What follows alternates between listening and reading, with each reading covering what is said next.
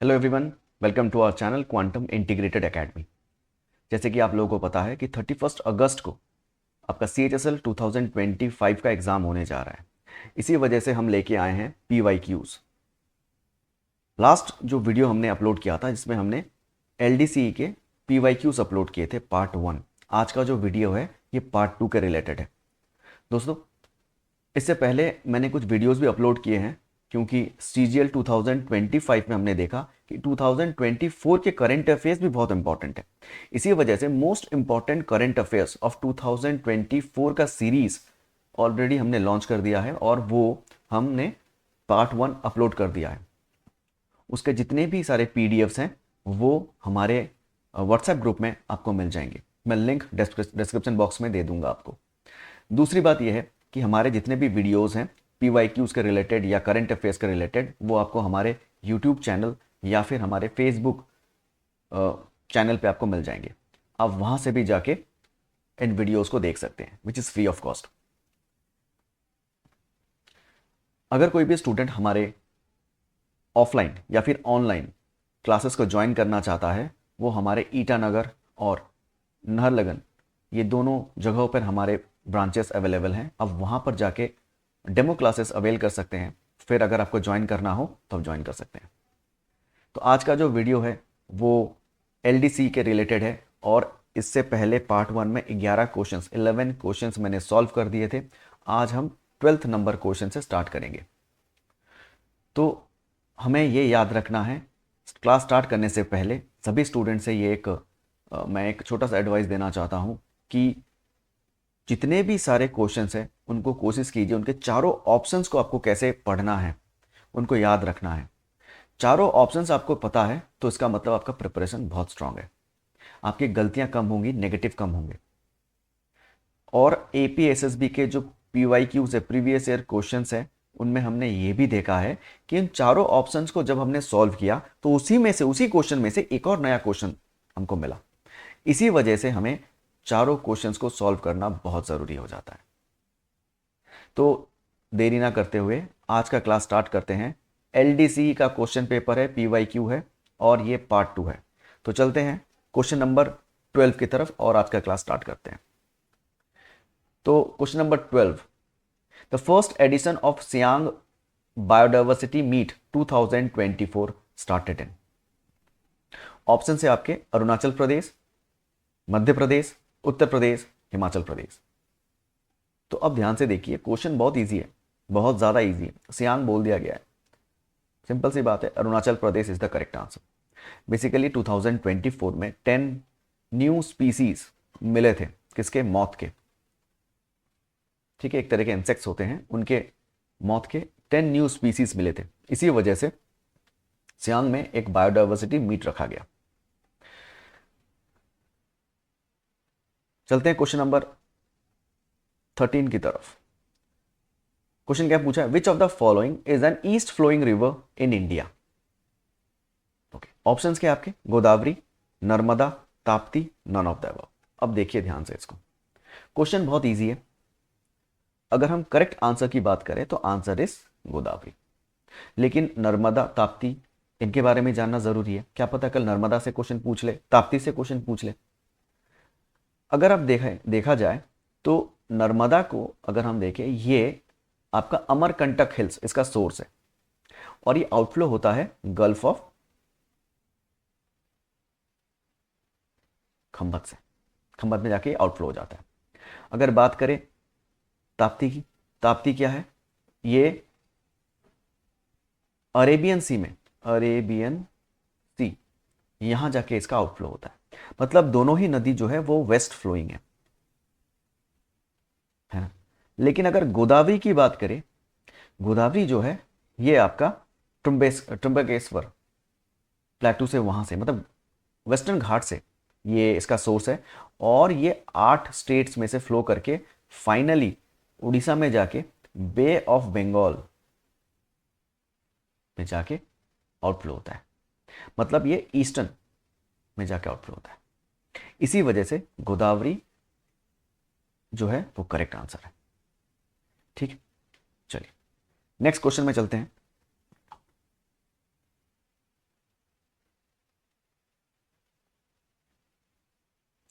Question number 14 में आ जाते हैं। क्वेश्चन नंबर 14, क्वेश्चन क्या पूछा गया, विच of the following state achieved the top position in the state food safety index 2024।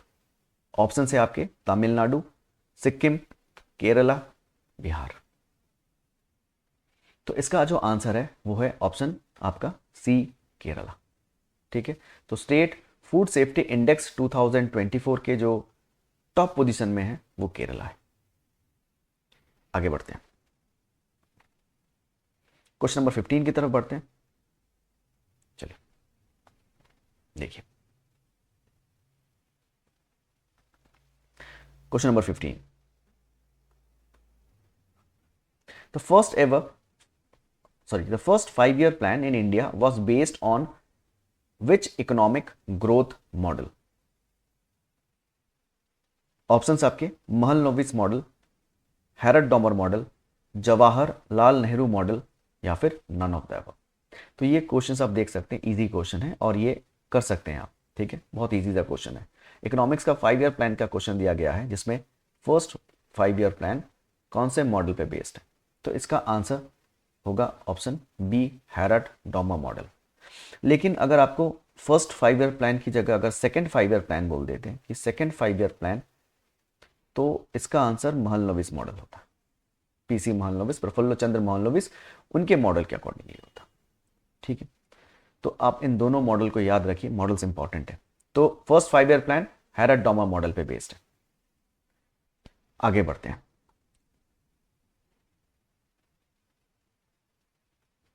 चलिए क्वेश्चन नंबर 16 की तरफ। Okay, the fluid part of blood is called. Option है आपके plasma, white blood cells, haemoglobin, none of the above.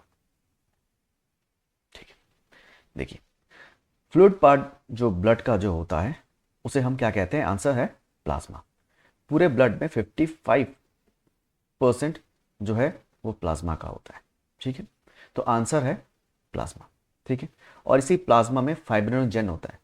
आप fibrinogen को अगर निकाल देते हैं तो एक येलोइश पार्ट रह जाता है जिसको हम बोलते हैं सेरम।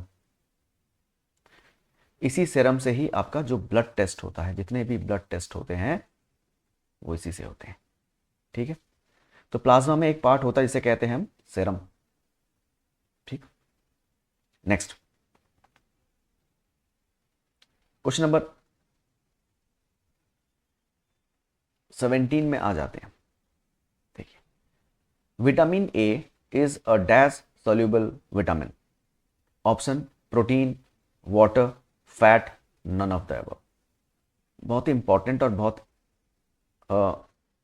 इससे पहले भी पूछा गया है, तो इसको हम अच्छे से करेंगे। देखिए, आपको दो बातें याद रखनी है। दो चीजें होती हैं, एक होता है वाटर और एक होता है फैट। ठीक है, जो वाटर सॉल्यूबल विटामिन्स होते हैं वो होते हैं B and C, vitamin B and C. और अगर फैट सॉल्यूबल विटामिन कहे तो वो होते हैं ए, डी, ई एंड के। ठीक है, ए, डी, ई एंड के। तो विटामिन ए कहां पर आता है, फैट सॉल्यूबल में, ए, डी, ई एंड के। तो आंसर होगा फैट। तो आपको याद रखने हैं, वाटर सॉल्यूबल अगर पूछे तो B, option sorry vitamin B, vitamin C. और अगर पूछे फैट सॉल्यूबल तो ए, डी, ई एंड के। ठीक है, ओके। ए से एक और क्वेश्चन आपको याद रखना है, विटामिन ए जो है उसका जो केमिकल नेम है वो है रेटिनॉल। ठीक है, नाइट ब्लाइंडनेस, ज़ेरोफ्थेल्मिया, ये सब चीज़ें जो हैं वो विटामिन ए के डेफिशिएंसी सिंड्रोम्स हैं। ठीक, ऐसे ही आपको vitamin C, vitamin D, vitamin E, K और विटामिन बी कॉम्प्लेक्स जो है उनके भी नाम आपको याद रखने हैं, चाहे वो केमिकल नेम हो चाहे उनके डेफिशिएंसी सिंड्रोम्स हैं। वो बहुत इंपॉर्टेंट है और बायोलॉजी से क्वेश्चंस ज़्यादा आते हैं आपको, तो ध्यान में रखिएगा, विटामिन आपके लिए बहुत इंपॉर्टेंट है। ठीक, नेक्स्ट आते हैं क्वेश्चन नंबर 18।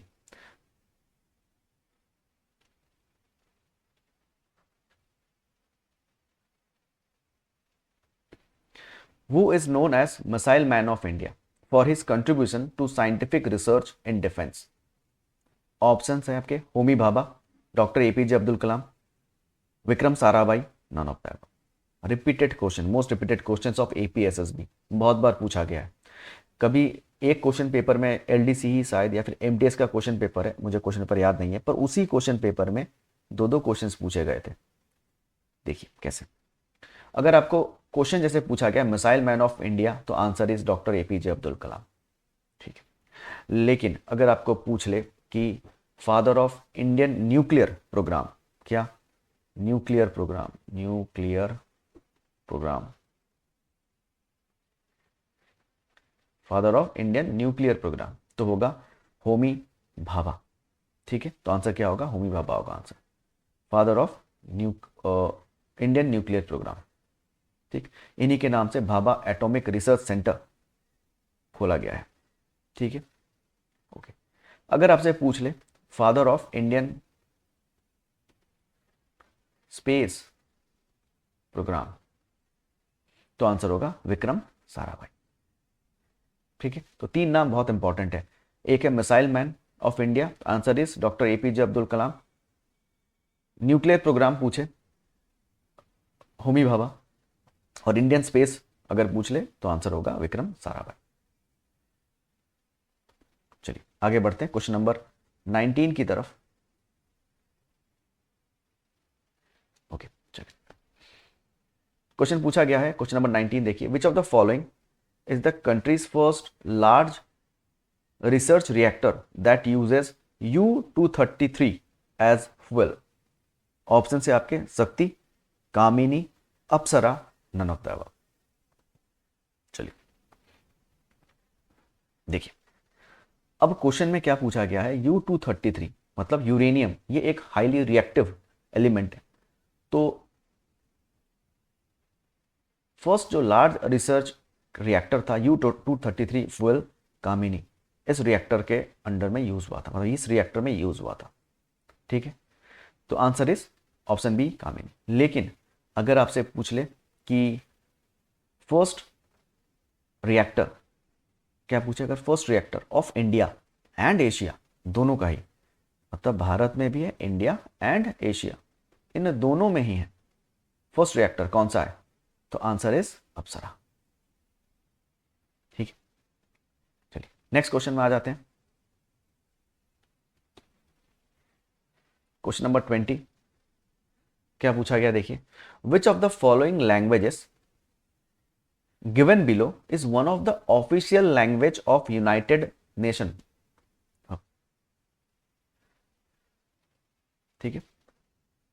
तो ऑप्शन से आपके Spanish, Hindi, Tamil, none of the above. Easy question है, देख कर आपको पता चल रहा है क्वेश्चन नंबर 20 की बात कर रहा हूं। हिंदी तो नहीं होने वाला, तमिल भी नहीं होने वाला, तो आंसर है स्पेनिश। लेकिन टोटल 6 लैंग्वेजेस हैं, कौन कौन से, एक तो स्पेनिश हो गया, बाकी 5 कौन से, तो आंसर होगा आपका, एक हो गया आपका इंग्लिश, दूसरा आपका रशियन, फिर आपका हो गया रशियन और एक चाइनीज, फिर फ्रेंच और अरबिक, ठीक है। तो टोटल 5 आपके लैंग्वेजेस हैं, English, Russian, Chinese, French, Arabic and Spanish, ठीक है। आगे बढ़ते हैं, क्वेश्चन नंबर 21 की तरफ चलते हैं और देखते हैं कि 21 में क्या पूछा गया। Question number 21, which of the following is the apex bank for agriculture and rural development in India. Option से आपके RBI, SBI, NABARD, none of the. तो एग्रीकल्चर का सबसे अपेक्स बैंक जो है उसे हम कहते हैं नबार्ड, ठीक है। नबार्ड जो है सबसे अपेक्स बैंक है। तो national board of agriculture and rural development है ना, नबार्ड का फुल फॉर्म क्या है, national board of agriculture and rural development.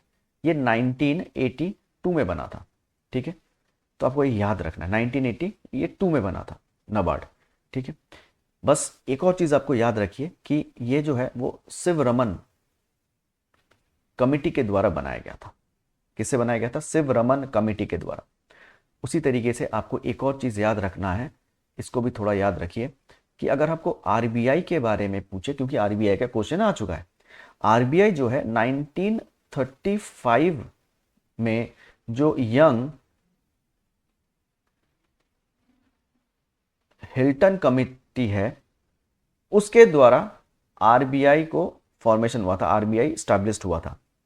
लेकिन 1949 में आरबीआई को नेशनलाइज्ड किया गया था। ठीक है, तो यंग हिल्टन कमेटी आरबीआई को बनाया गया था, जिससे आरबीआई बना था, और 1949 में ये नेशनलाइज्ड हुआ था। ये बहुत इंपॉर्टेंट है, इसको याद रखना होगा। ठीक है, दूसरी बात आपको याद रखना है एसबीआई के बारे में भी। एसबीआई जो है वो 1955 में ये आपका नेशनलाइज्ड हुआ था, और इसका जो प्रीवियस नेम है वो है Imperial Bank of India. SBI का प्रीवियस नेम क्या है? Imperial Bank of India. चलिए नेक्स्ट क्वेश्चन में चलते हैं, आगे बढ़ते हैं। Question number 22, in which state has the Young India Skill University Bill 2024 has been introduced? Option से आपके Andhra Pradesh, Tamil Nadu, Gujarat, Telangana.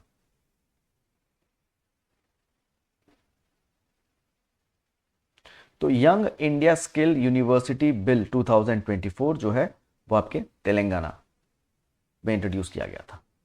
Okay, current affairs 2024 के, तो इंपॉर्टेंट है, आपको भी याद रखने हैं 2024 के करंट अफेयर्स। ठीक, आगे बढ़ते हैं। सीरीज ऑलरेडी लॉन्च कर दिया गया है, आप लोग मेरे जो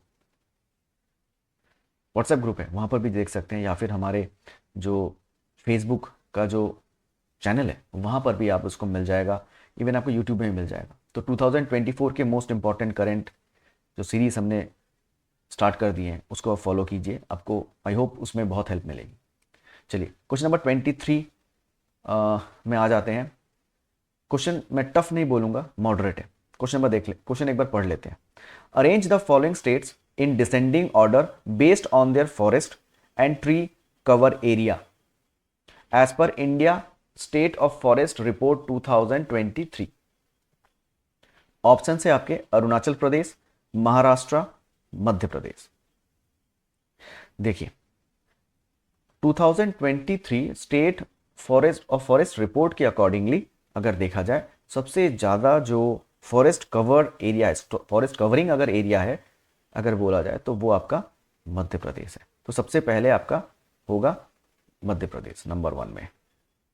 नंबर 2 में जो आएगा वो होगा आपका अरुणाचल प्रदेश, और नंबर 3 में है महाराष्ट्र। ठीक है, तो पहले मध्य प्रदेश, अरुणाचल प्रदेश, महाराष्ट्र। देखते हैं मध्य प्रदेश, अरुणाचल प्रदेश, हाँ फर्स्ट ऑप्शन में ही दिया गया है ए में। तो मध्य प्रदेश पहले है, फिर अरुणाचल प्रदेश और फिर महाराष्ट्र।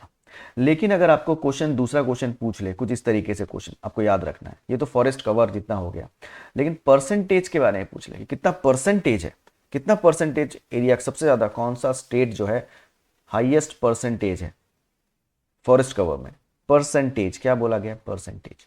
तो आपका आंसर होगा मिजोरम। ठीक है, अराउंड 85 पॉइंट समथिंग इतना परसेंट है, मुझे याद नहीं है, अराउंड 85 या 86% ये आपका क्या है, परसेंटेज है। ठीक है, तो अगर परसेंटेज पूछ ले तो मिजोरम, अगर वैसे ही फॉरेस्ट कवर पूछ ले इंडिया में तो आंसर होगा आपका मध्य प्रदेश।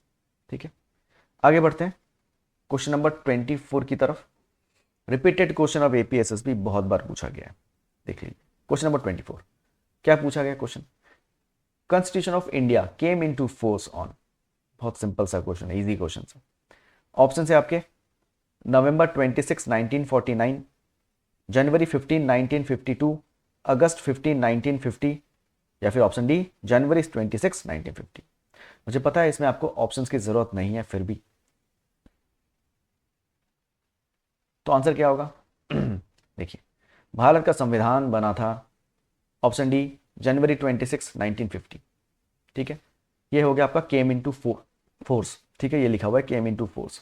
लेकिन अगर पूछ ले कि एडॉप्ट कब किया गया था, एडॉप्टेड, अगर ये पूछ ले, एक्स्ट्रा इन्फॉर्मेशन कुछ है, एक बहुत इंपॉर्टेंट भी है, अब ध्यान रखिएगा, एडॉप्टेड अगर पूछ ले तो होगा आपका ऑप्शन ए, तब आपका ऑप्शन ए होगा, नवंबर 26, 1949।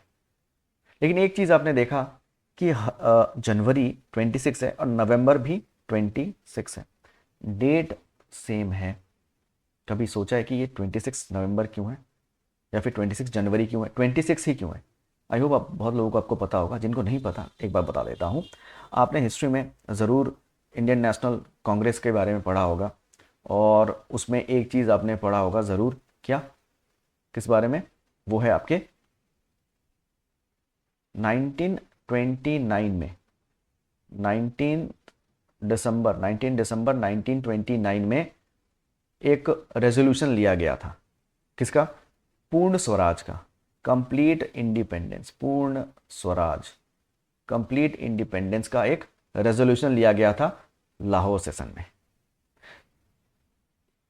जवाहरलाल नेहरू प्रेसिडेंट थे, इंडियन नेशनल कांग्रेस के चेयरमैन थे, और 19 दिसंबर को 1929 में पूर्ण स्वराज, कंप्लीट इंडिपेंडेंस का रेजोल्यूशन लिया गया था। लेकिन पब्लिकली इसको 1930 में 26 तारीख को, 26 को ये अनाउंस किया गया था। ठीक है, डेट कौन सा था? 26 था। तो इसी दिन को क्या हुआ था कि अनाउंस कर दिया गया था, 26 जनवरी को ये अनाउंस किया गया था और बोल दिया गया था कि हम अभी कंप्लीट इंडिपेंडेंट है, हम किसी भी कॉलोनियल पावर के अंडर में नहीं है, we are free from the clutches of all the colonial powers. तो 26 जनवरी को ये अनाउंस किया गया था पब्लिकली, इसी वजह से 26 जनवरी 1950 को ये दिन हमें एज अ कॉन्स्टिट्यूशन डे मानते हैं, अभी तक हम इसको ऑब्जर्व करते हैं। ठीक है, चलिए क्वेश्चन नंबर 25 में आ जाते हैं, देखते हैं 25 में क्या पूछा गया है। ओके, चलिए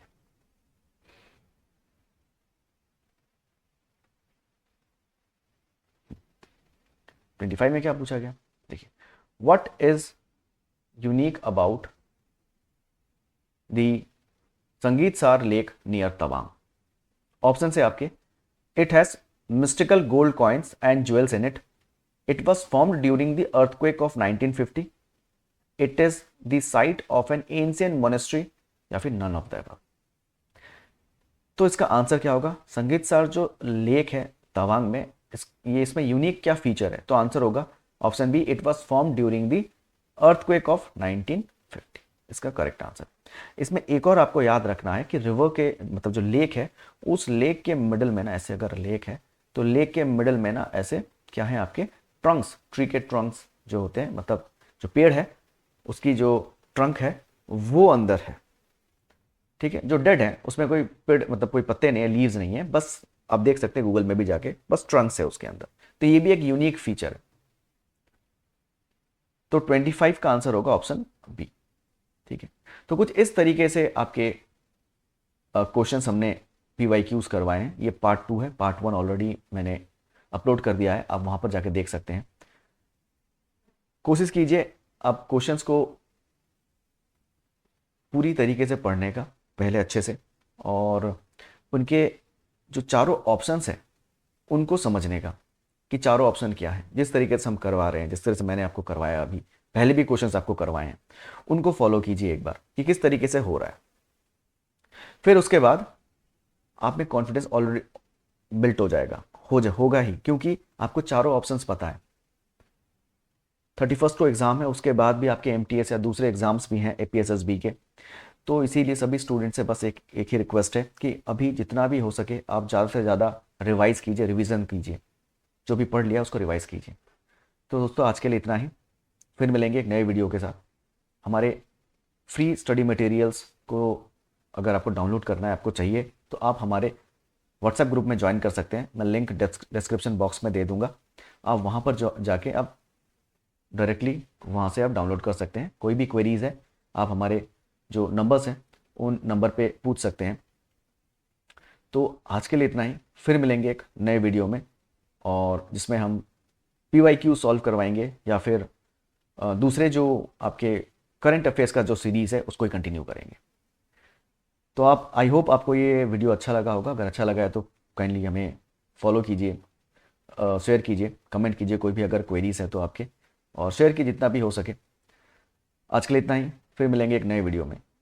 थैंक यू।